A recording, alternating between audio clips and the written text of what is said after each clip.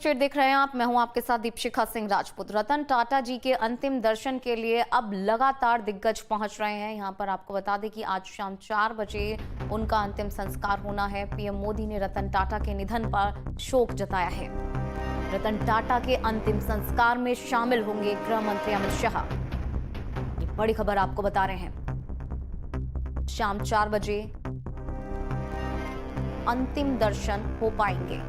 आपको बता दें कि अंतिम संस्कार का समय 4 बजे का रखा गया है। आज शाम को 4 बजे अंतिम संस्कार होना है। ऐसे में अंतिम दर्शन के लिए लगातार दिग्गज पहुंच रहे हैं। शाम 4 बजे ये अंतिम संस्कार होना है। पीएम मोदी ने रतन टाटा के निधन पर शोक जताया है। रतन टाटा के अंतिम संस्कार में शामिल होंगे गृह मंत्री अमित शाह। तो लगातार दिग्गजों का तांता यहां पर श्रद्धांजलि अर्पित करने के लिए लगा हुआ है। अंतिम संस्कार शाम 4 बजे होना है। ऐसे में दिग्गज लगातार यहां पहुंच रहे हैं। गृह मंत्री अमित शाह भी अंतिम संस्कार में शामिल होंगे। पीएम मोदी ने रतन टाटा जी के निधन पर शोक व्यक्त किया है। देखिए तस्वीरें दिखा रहे हैं हम किस तरह से दिग्गज पहुंच रहे हैं अंतिम श्रद्धांजलि देने के लिए, दर्शन करने के लिए। शोक सभा यहां पर रखी गई है। शाम को 4 बजे अंतिम संस्कार होना है। तो ये शोक सभा की तस्वीरें हम आपको दिखा रहे हैं। उद्योग जगत का एक बड़ा रत्न जो इस दुनिया को अलविदा कह चुका है। देश भर में शोक की लहर है। देश ने अपना असली रतन खो दिया है। जीआरडी टाटा ने, अब आपको बताएं, तुरंत ही बायोडाटा शेयर करने के लिए कहा गया और आईबीएम में ही रतन टाटा ने अपना बायोडाटा बनाया था और फिर भेजा था। रतन टाटा ने पहली नौकरी आईबीएम में ही की थी। के साथ ही परिवार में किसी को भी नौकरी के बारे में उन्होंने कोई भी जानकारी नहीं दी थी। जीआरडी टाटा को पता लगा तो बहुत ही ज्यादा वो नाराज हुए।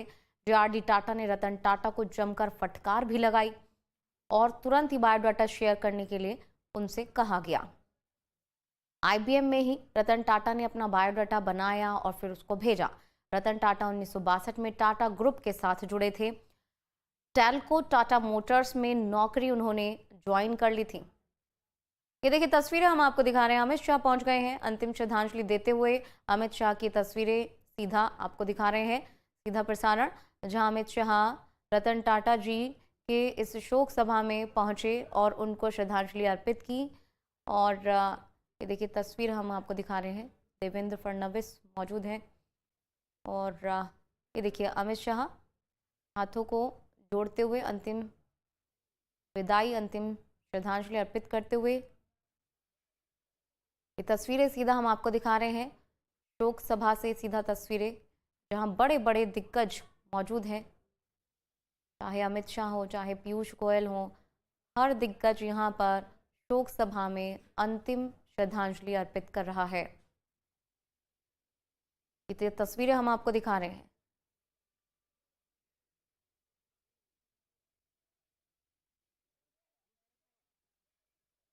महाराष्ट्र के सीएम भी मौजूद हैं और ये तस्वीरें हम आपको दिखा रहे हैं। देखिए शिंदे जी मौजूद हैं, अमित शाह मौजूद हैं, पीयूष गोयल मौजूद हैं, देवेंद्र फडणवीस मौजूद हैं।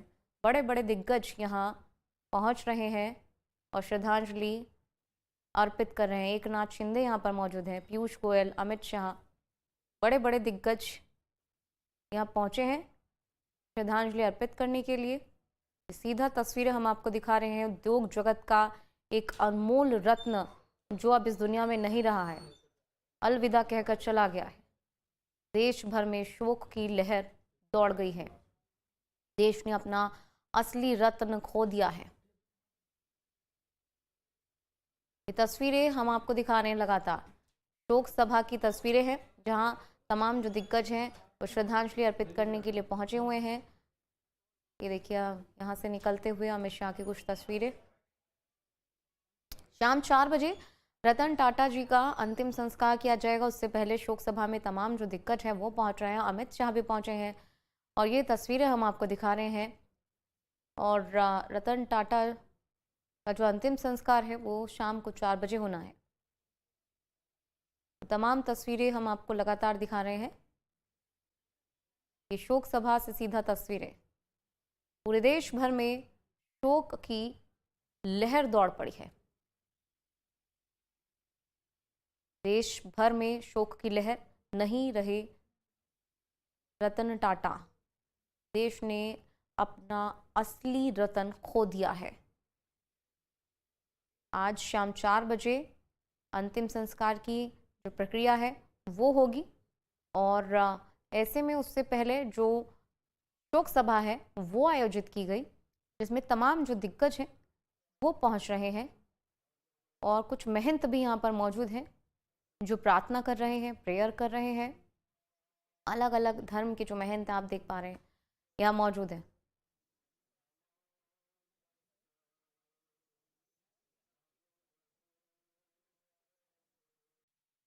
रतन टाटा के निधन से न केवल हर भारतीय बल्कि दुनिया भर में लोगों को शोकाकुल कर दिया है। रतन टाटा वो शख्स जिसके बारे में लिखना शुरू किया जाए तो शायद शब्द कम पड़ जाए। रतन टाटा एक ऐसे शख्स थे जिनसे आम से लेकर खास तक हर कोई प्यार करता था, सम्मान करता था। रतन टाटा सही मायने में भारत माता के सच्चे पुत्र थे, भारत रत्न थे।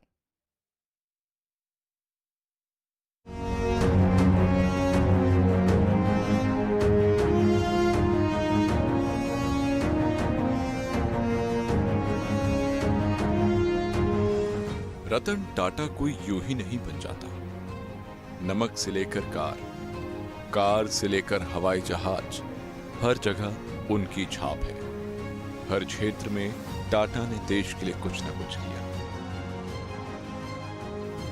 अरबों खरबों का कारोबार होने के बावजूद आम आदमी के बारे में सोचा। घाटा उठाकर भी मिडिल क्लास के लिए लखटकिया कार लॉन्च की। ये रतन टाटा ही कर सकते थे। आज पूरे देश की आंखें नम हैं। ये भरोसा करना भी मुश्किल हो रहा है, देश के विश्वास की धुरी रतन टाटा नहीं रहे। उद्योग जगत का सबसे विश्वसनीय नाम रतन टाटा नहीं रहे। दुनिया का कोई ऐसा कोना नहीं है जहां टाटा ग्रुप ना हो। 100 से भी ज्यादा देशों तक टाटा ग्रुप को पहुंचाने का श्रेय अगर किसी को जाता है तो वो है रतन नवल टाटा। बुधवार की देर रात मुंबई की ब्रीच कैंडी हॉस्पिटल में रतन टाटा ने अंतिम सांस ली। लाखों करोड़ों का कारोबार छोड़कर हमेशा हमेशा के लिए इस दुनिया को अलविदा कह दिया, लेकिन अपने पीछे एक ऐसी विरासत छोड़ दी जिससे आने वाली पीढ़ियां हमेशा ही रोशन होती रहेंगी। एक अनमोल रत्न कहते हैं, वो रहा नहीं। ये भारत का कोहिनूर, हरपला भारत का कोहिनूर रहा नहीं, हमसे बिछड़ गया है, ऐसा मैं कहूँगा। और रतन टाटा जी हमारे में नहीं रहे, ये बहुत ही वेदनादायी दुखद घटना है हमारे लिए। रतन टाटा का जन्म 28 दिसंबर 1937 को हुआ था। पिता का नाम नवल टाटा, माता का नाम सुनी कमिसारी टाटा था। 10 साल की उम्र में माता पिता का तलाक हो गया। दादी ने गोद लिया और पालन पोषण किया। रतन टाटा सफलता का दूसरा नाम थे। बचपन से लेकर जवानी तक, या यूं कहें जीवन के अंत तक खतरनाक से खतरनाक हालात का सामना किया, लेकिन हर बार विजेता बनकर सामने आए।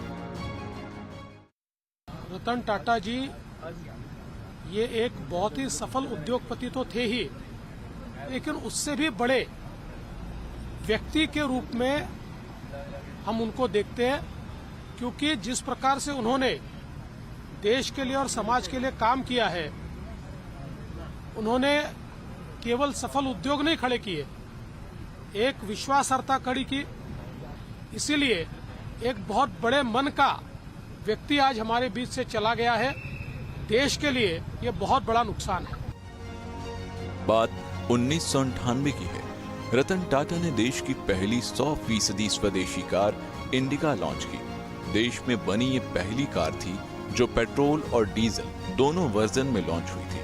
रतन टाटा का ये ड्रीम प्रोजेक्ट था, लेकिन मनमाफिक सफलता नहीं मिली। 1 साल के अंदर ही इस प्रोजेक्ट को बंद करने का फैसला कर लिया। 1999 में अमेरिकी कंपनी फोर्ड के साथ डील शुरू की। फोर्ड के चेयरमैन बिल फोर्ड के साथ टाटा ने मीटिंग की।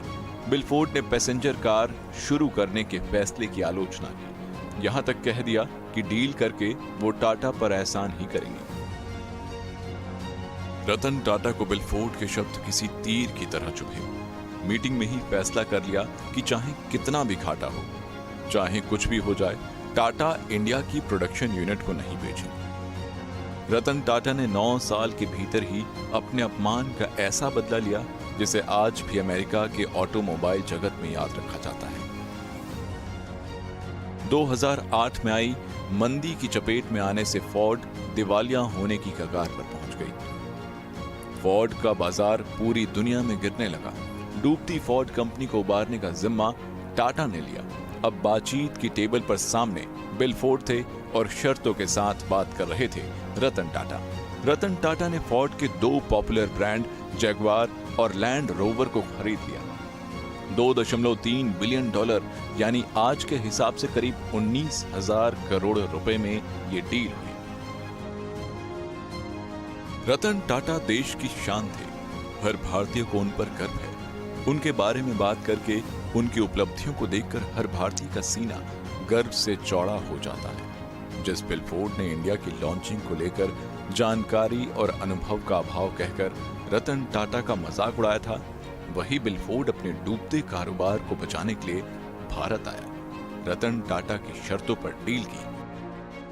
पूरे देश का एक अभिमान था, हमारे महाराष्ट्र का भी अभिमान था। एक इतने बड़े ओहदे पर पहुंचने के बाद इतना सीधा साधा रहना, जमीन से जुड़ा रहना, ये बहुत कठिन काम वो करते थे।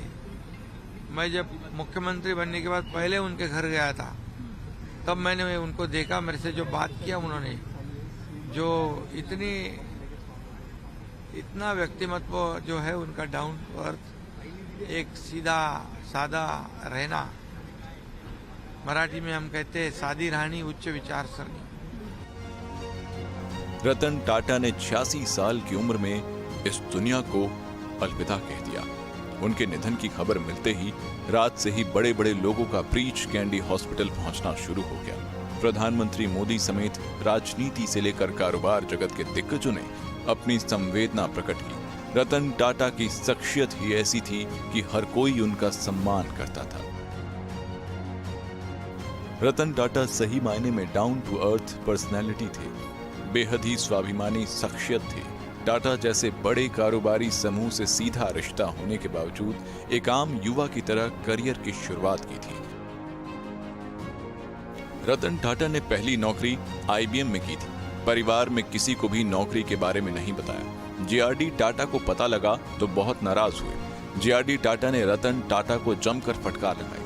तुरंत ही बायोडेटा शेयर करने के लिए कहा। IBM में ही रतन टाटा ने अपना बायोडेटा बनाया और भेजा। आपको ये जानकर हैरानी होगी, रतन टाटा के पिता जमशेदजी टाटा यानी टाटा समूह के संस्थापक के दत्तक पौत्र थे। बावजूद इसके अपनी काबिलियत से टाटा ग्रुप के चेयरमैन बने। रतन टाटा आज के युवाओं के लिए प्रेरणा के स्रोत रहे।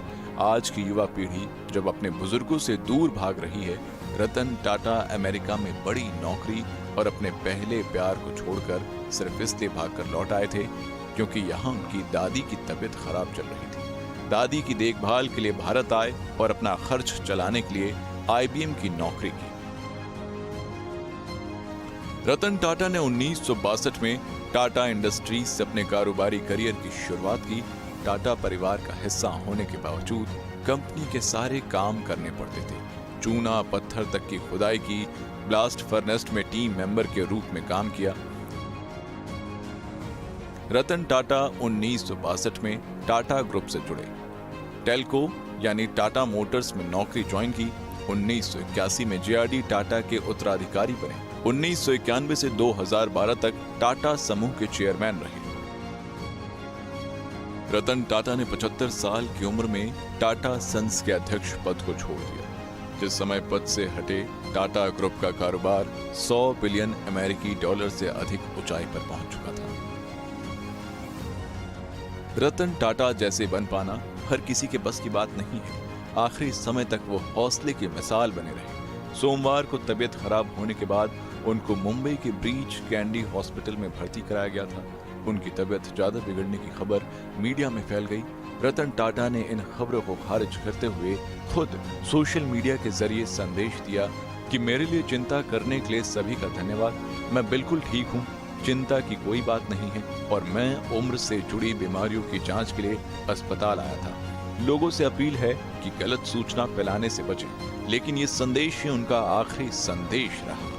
हम सबके प्रिय, हर देशवासी के प्रिय रतन टाटा ने हम सभी को हमेशा हमेशा के लिए टाटा कह दिया, लेकिन वो हमेशा हमारे दिलों में जिंदा रहेंगे। अलविदा लेजेंड।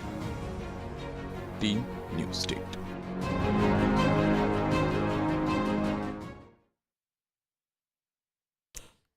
रतन टाटा के निधन पर पूरे देश में शोक की लहर दौड़ी हुई है। एक्टर अनुपम खेर ने उन्हें एक विजनरी, बिजनेसमैन और महान समाजसेवी बताया।